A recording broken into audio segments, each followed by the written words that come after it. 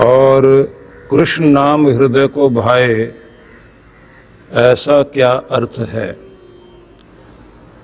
तो सबसे पहले मैं ये बताऊं कि गीता में मधुसूदन, हरिसूदन, वासुदेव, यादव, केशव, गोविंद, अच्युत और कृष्ण आदि नाम भगवान श्री कृष्ण के आए हैं।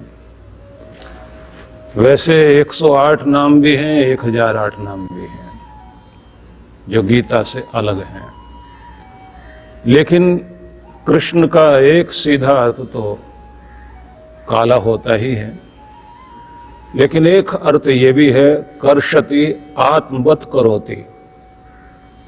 कर्षति आत्मवत करोति आनंदत्वेन परिणाम यति इति मने भक्तानाम।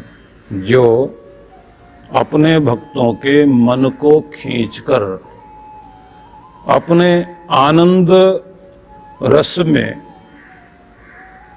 ढाल ले, उस रूप में, उस परिणाम में ले आए, ऐसे स्वरूप को कृष्ण कहते हैं। और ये भी ध्यान रखें कि जब भगवान श्री कृष्ण को अच्युत शब्द से संबोधित किया गया तो उसका अर्थ होता है जो अटल है, स्थिर है, अड़ोल, अकंप और जो न गिरने वाला।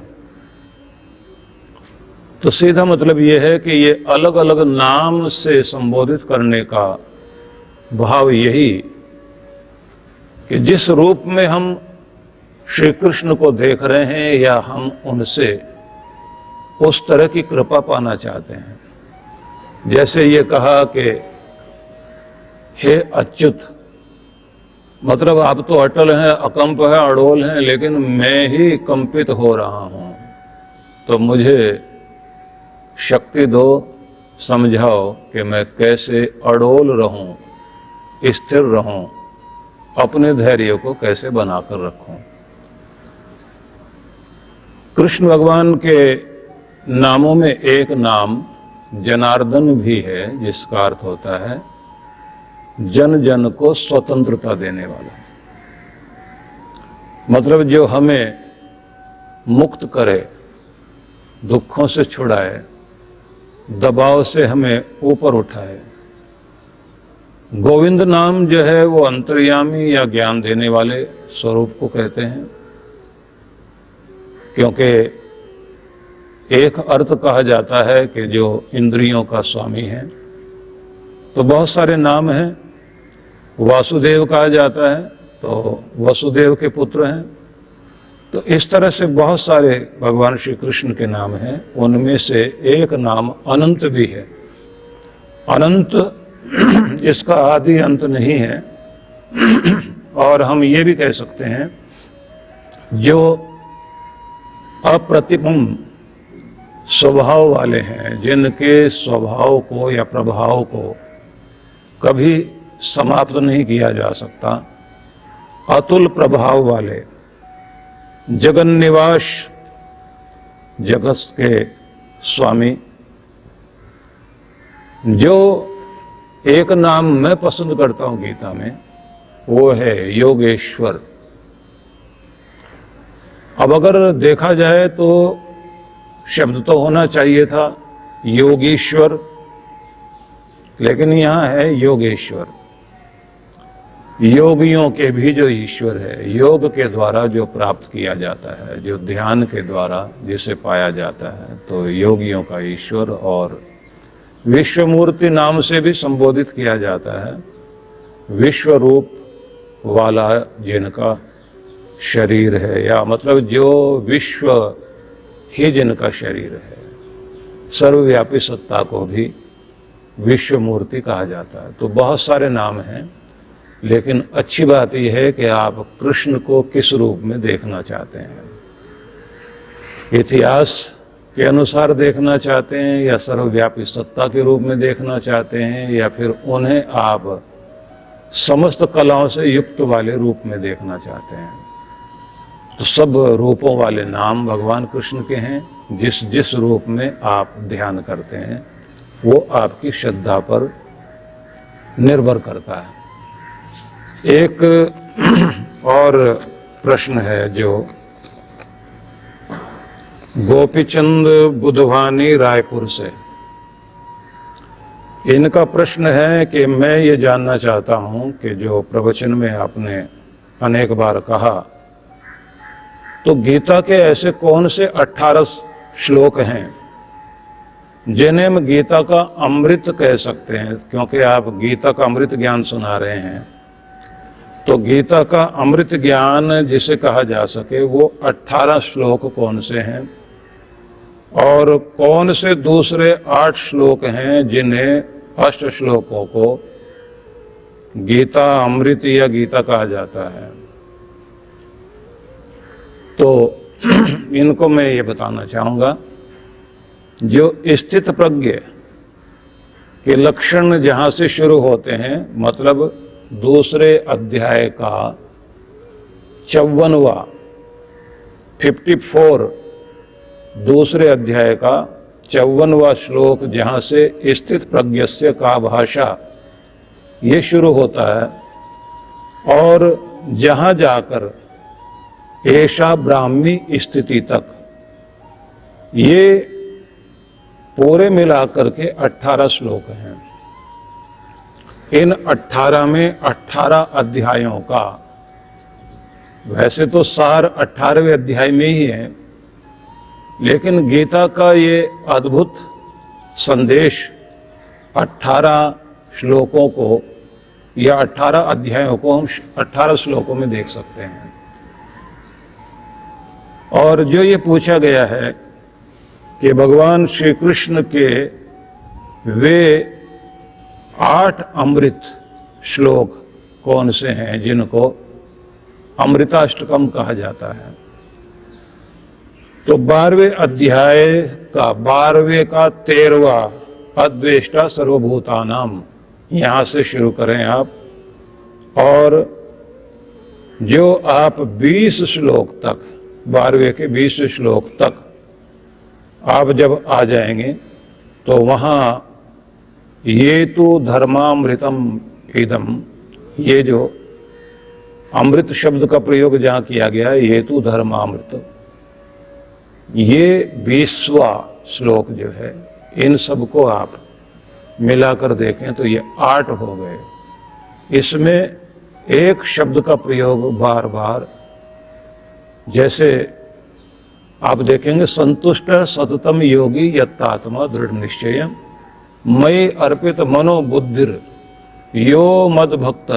अब यहां देखिए, स में प्रिय, वह मेरा प्यारा, जिसे मैं बहुत बहुत प्यार करता हूं, मतलब जिन्हें मैं याद करता हूं। वे लोग जो भगवान को याद करते हैं, भगवान को प्यार करते हैं, या वे लोग जिन्हें भगवान प्यार करें। तो जिन्हें भगवान प्यार करें, ऐसे स में प्रिय, ऐसा कोई मेरा प्यारा। तो ये 8 श्लोक जो हैं, इनको अमृताष्टकम कहा जाता है। ये 8 अमृत हैं। तो इस रूप में अगर आप इनको देखें तो बहुत अच्छा होगा। उसके बाद मैं 18 साल का हूं और मोबाइल का प्रयोग बहुत अधिक करता हूं, तो इस प्रश्न को हम बाद में ले लेंगे। उससे पहले बहुत सारे और प्रश्न हैं, क्योंकि बहुत मुझे इस बात की खुशी है कि आप लोग, बहुत सारे लोग सुनते तो हैं ही हैं, लेकिन सभी वर्ग के लोग और पूरे देश से, अलग अलग स्थानों से जो प्रश्न आए हैं, उससे ये पता लग रहा है कि आप लोगों के अंदर बहुत प्यार है, सुनने की चाह भी है। तो अब लिखा है कि सच्चा मित्र कौन है। ये सज्जन हैं धर्म मित्र लखनऊ। तो आपका तो नाम ही बता रहा है कि सच्चा मित्र तो धर्म ही है, और विद्या मित्र है। मुझे लगता है आपने पूछा भी इसीलिए है क्योंकि आपका नाम ऐसा है और आपको ज़्यादातर लोग इसी रूप में देखते होंगे। कहा जाता है कि व्यक्ति का परम मित्र उसका पुण्य, उसका किया हुआ धर्म, वो सबसे बड़ा मित्र है, क्योंकि वही है जो व्यक्ति के साथ उस लोक तक भी जाता है। और धर्म ही है, पुण्य ही है जो आपका रक्षक बनकर, रक्षा कवच बनकर आपके साथ में रहता है। और यह धर्म या पुण्य ही है जो आपका सौभाग्य बनकर, पिछला किया हुआ आज सौभाग्य बनकर आपके साथ में आज आपको सुखी कर रहा है। मैत्रेयी गुप्त की कुछ पंक्तियां मेरी डायरी में हैं कि तप्त हृदय को सरस स्नेह से जो सहला दे मित्र वही है। वैसे देखा जाए तो मित्र शब्द का जो मूल रूप है, मतलब इसकी जो मूल रूट है, मूल धातु है, वो है इमिदा स्नेहने, जिसका भाव यह है कि जिसके द्वारा हमें स्नेह मिलता है और जो हमारे स्नेह का पात्र बनता है, जिससे हमारा हृदय जुड़ जाए, क्योंकि ये स्नेह, ये प्रेम हृदय से ही उपजता है और हृदय ही इसका भोजन करता है। मतलब जिससे हमें बहुत प्रेम मिलता है तो हम लोग कहते हैं ना कि दिल को भाता है ये, तो इसलिए उसे मित्र कहते हैं। तो तप्त हृदय को सरस स्नेह से जो सहला दे मित्र वही है। रूखे मन को सराबोर कर जो नहला दे मित्र वही है। प्रिय वियोग संतप्त चित्त को जो बहला दे मित्र वही है। अश्रु बूंद की एक झलक से जो दहला दे मित्र वही है। जिसकी आंख से बहा हुआ एक आंसू भी आपको बर्दाश्त न हो पाए तो वही आपका मित्र है। इसलिए एक शब्द दिया जाता है सहृदय। हमारे हृदय जैसा जिसका हृदय है, दिलों की बात जो जानता है, तो सबसे बड़ा मित्र भगवान है, उससे बड़ा कोई मित्र नहीं है। वेदों में जो एक शब्द है अश्मनवती रियते समरमध्वम प्रतरता सखाया, ये संसार जो है एक पथरीली नदी है। संसार पथरीली नदी है जो पहाड़ों के बीच से होकर बहती है और इस नदी को पार करने के लिए प्रतरता सखाय, मित्र पार हो, मित्र का सहारा लेकर। तो इस नदी से पार जाना है तो मित्र का ही सहारा लेना पड़ेगा। अत्रा जहीमो अशिवान, लेकिन जो भी अकल्याणकारी भार है, बोझ है, उसको छोड़ और इस संसार की नदी को पार कर, क्योंकि तू पार जाने के लिए ही आया है, क्योंकि उस पार ही तुम्हारा आनंद है। जहां उस पार तुम्हारा आनंद है, उस पार जाने के लिए तुम्हें अपने मित्र का सहारा लेना होगा। और सच्चा मित्र जीवन में मिल जाए तो कहीं गुरु मित्र है, कहीं विद्या मित्र है, कहीं भक्ति आपका मित्र है, तो उसका सहारा लेकर के पार करें। तो वहां एक शब्द है अश्मनवती रीयते समरमध्वम, कि ये संसार पथरीली नदी है। तो अधिकांश रूप से पथरीली नदी वही होती है जो पहाड़ी नदी होती है और उसमें पानी का वेग बहुत तेज होता है। तो रीयते शब्द का ही प्रयोग करते हुए बताया गया कि तेज आवाज करती हुई बह रही है, वेग से बह रही है नदी। तो इसका मतलब होता है कि जिस नदी में आप पांव रखते ही फिसल सकते हैं और बहाव के साथ बह सकते हैं, तो संसार है फिसलने वाली जगह और संसार है बह जाने वाली जगह। तो आप अपने मित्र का सहारा लेकर इसे पार कीजिए। तो इसका मतलब ये हुआ कि पहाड़ी नदी को पार करने के लिए लोग ज्यादातर, जो बर्फीली नदी होती है, बर्फ पिघल कर आता है ना वहां से, तो सुबह सुबह ही पार करने के लिए जाते हैं। तो संसार को पार करने के लिए इसलिए कहते हैं भक्त को सुबह ही उठ जाना चाहिए। और सुबह उठकर उस समय पानी का बहाव कम होता है, तो तो मतलब ये है कि संसार का प्रभाव उस समय बहुत कम रहता है। विषय, वासना, क्रोध, अशांति, तनाव, निराशा वो सुबह के समय नहीं होती। तो उस समय अपने मित्र का सहारा लेकर के पार करें। मित्र मतलब भक्ति, मित्र मतलब ध्यान, मित्र मतलब गुरु के द्वारा दिए गए संदेश, वो सब आपका मित्र बनेंगे। तो उससे आप नदी को पार करिए मित्र का सहारा लेकर। मित्र का सहारा क्यों? क्योंकि पत्थर पर पांव रखते हुए पांव फिसलेगा तो दूसरे वाले के कंधे पर आपने हाथ रखा हुआ है, उसका सहारा मिल जाएगा। जब वो फिसलेगा तो आप सहारा दे देंगे। तो कहते हैं इस दुनिया में पार जाने के लिए मित्र चाहिए। तो जो आपको पार कराने में, ऊपर उठने में सहयोगी बनता हो, वो तो मित्र है। और मैं अपनी भाषा में तो ये कहा करता हूँ कि जो ऐब सिखाए और गलत रास्ते पर ले जाए वो दोस्त नहीं है, और जो ऐब से बचाए भले ही कड़वा बोल दे वो गैर नहीं है, क्योंकि वो आपको ऊंचा उठाना चाहता है। उससे कभी दूर मत होना। और मीठा बोलकर ऐब सिखाए, गलत दिशा में ले जाए, वो कितना भी अपना लगता हो तो उसे कभी अपना मत समझ लेना। तो इसलिए धर्म मित्र जैसे मैं यही कहूँगा, धर्म मित्र है और सच्चा मित्र है। तो इससे आगे तो फिर व्याख्या करने में इतना टाइम लग जाएगा, क्योंकि प्रश्न तो पेज ही पेज हैं मेरे पास। कितना कितना मुझे लगता है इतने प्रश्न तो कोई परीक्षा में भी नहीं पूछता जितने आप लोगों ने एक ही झटके में मेरे से पूछ लिए हैं। बहुत अच्छी बात है, आप लोगों का प्रेम है। और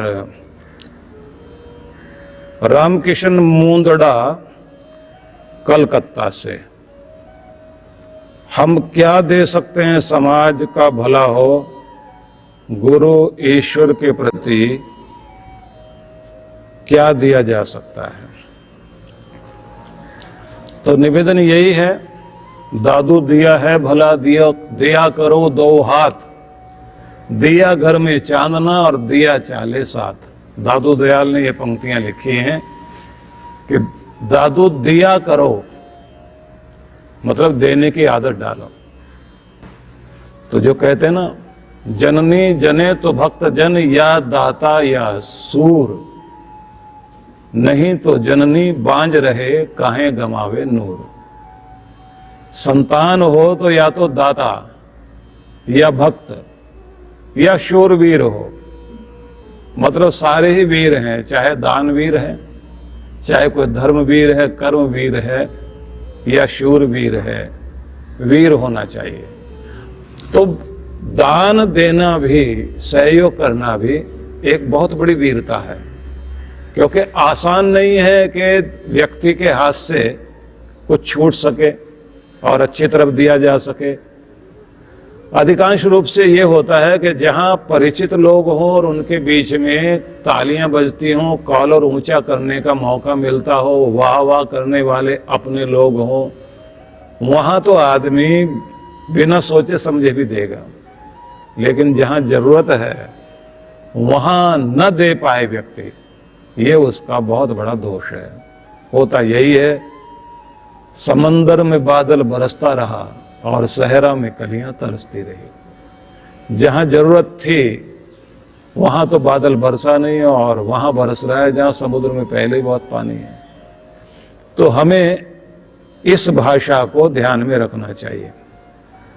और अगर आप कहते हैं कि गुरु मतलब अपने गुरु के प्रति, ईश्वर के प्रति, तो एक कबीर साहब ने कहा कि खाली साधु न विदा करूं, सुन लीजिए सब कोय, सोए कबीरा भेंट धरूं, जो मेरे घर होए। कि कभी भी कोई भी अगर आतिथ्य करने का अवसर मिले तो अपने गुरुजनों को, साधुजनों को अपनी तरफ से भावपूर्वक जो सामर्थ्य है व्यक्ति को सहयोगी बनना चाहिए। और इसलिए ये कहा जाता है कि तिरुवल्लुवर की पंक्तियां हैं कि तुम्हारे दर पर आया भीख का कटोरा लेकर अगर कोई याचक भी आया हो तो उसे बिना दिए लौटाना नहीं, क्योंकि मांगने नहीं आया, चेताने आया है। ऐसा संस्कृत में भी श्लोक है, जिसका मतलब ही यही है कि वो मांगने नहीं आया, चेताने आया है, सावधान करने आया है कि कभी किसी जन्म में होते हुए हमने नहीं दिया था जरूरतमंद को, तो आज हमारे हाथ में कटोरा है, कहीं ऐसा ना हो कि कटोरा बदल जाए, मेरे हाथ का कटोरा कहीं तेरे हाथ में ना आ जाए, क्योंकि वक्त परीक्षा सबकी लेता है।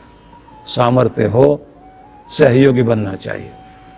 कबीर जब ये कहते हैं ना कि खाली साधु न विदा करूं, सुन लीजिए सब कोय, सोई कबीरा भेंट धरूं, जो मेरे घर होए, टूक माही टूक दे, चीर माही चीर, साधु देत न संकुचिए, यूं कहे दास कबीर।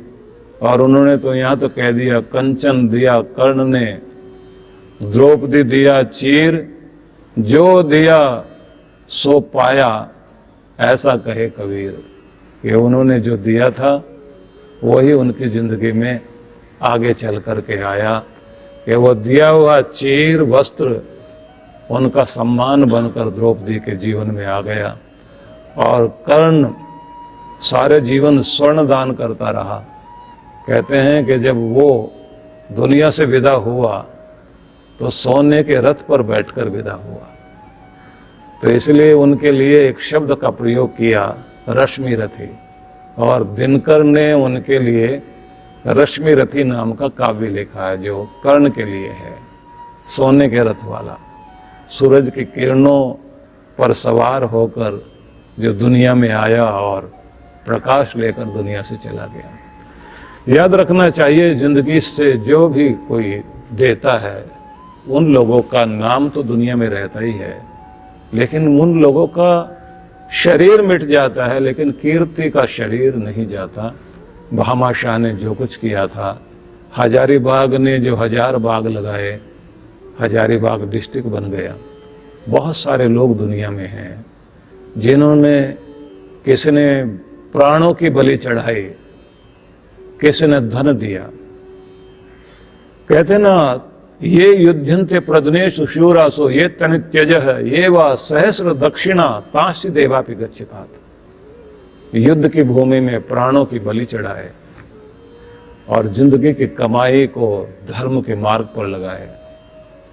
कहते हैं ये लोग, जो प्राणों की बलि चढ़ा गया, उसकी गति किसी योगी से कम नहीं होती। वीर गति दुनिया में सबसे बड़ी गति होती है। और कहते हैं वो सदगति का अधिकारी है जिसने अपने जीवन में बहुत बहुत कमाकर इस दुनिया के कल्याण के लिए लगाया। इसलिए ये कथा बहुत लंबी है, बस आपको यही कह सकते हैं कि भगवान ने दिया उसका प्रयोग करना चाहिए। कबीरा सो धन संचिए, जो आगे को होए, शीश चढ़ाए पोटली, ये लेत न देखो कोई। सिर पर पोटली रखकर कोई दुनिया से धन ले जाता हुआ नहीं दिखाई दिया।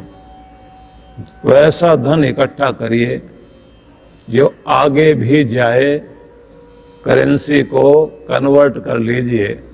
परलोक की करेंसी पुण्य है। आप विदेश में जाते हैं तो यहाँ की करेंसी वहाँ यूज नहीं होती, लेकिन कन्वर्ट करना होता है। तो अपने धन को कन्वर्ट करिए पुण्य में, जिससे वो उस लोक में काम आए, क्योंकि यहाँ वाला पैसा वहाँ नहीं चलता। यहाँ वाली चीज़ें यहीं रखवा ली जाती है। कस्टम वाले पहले ही चेक कर लेते हैं, और वो कस्टम वाला कह लीजिए या कष्ट पहुँचाने वाला कह लीजिए, तो वो सभी जो चेक करते हैं आपको, वो कह देंगे, यम है ना जो कमाल के इंचार्ज हैं, आखिरी तलाशी तो वही लेते हैं ना। आदमी के हाथ खाली फैलवा दिए हाथ मरते समय, और घर के लोग तो अंगूठियों से लेकर के कड़े घड़ी सारी सब चीजें निकालेंगे और तलाशी ले लेते हैं, जेब में कुछ ना हो, चाबी वाबी भी संभाल लेते हैं। बस एक बिना सिला कपड़ा दिया जाता है कि जिसमें कोई पॉकेट नहीं है, नहीं तो कुछ आदमी हीरे वीरे कहीं पॉकेट में डाल के ना निकल जाए। हालांकि वहां जा नहीं सकता, क्योंकि सब चीजें चिता के साथ यहीं जल जाती हैं। वहां अगर कन्वर्ट कर लिया पुण्यों में आपने, वही साथ जाएगा। इसलिए जिनका हृदय करुणा से भरा हुआ है और जो दयालु भाव वाले लोग हैं, निश्चित ही उन पर भगवान भी दया करते हैं। इसलिए आप अगर भगवान को याद करते हैं तो दया करना सीखिए इस दुनिया में। और जिनको आप देखते हैं ना जो दया कर रहे हैं, तो दया शब्द को उलट के देखिए, याद शब्द बन जाएगा। उन्हीं को भगवान भी याद करते हैं कि मेरे प्यारे दुनिया में वही हैं जिस दुनिया में दया करते हुए जी रहे हैं। तो मोंदड़ा जी को भी बहुत बहुत आशीर्वाद। बहुत अच्छा प्रश्न उन्होंने मुझसे पूछा है।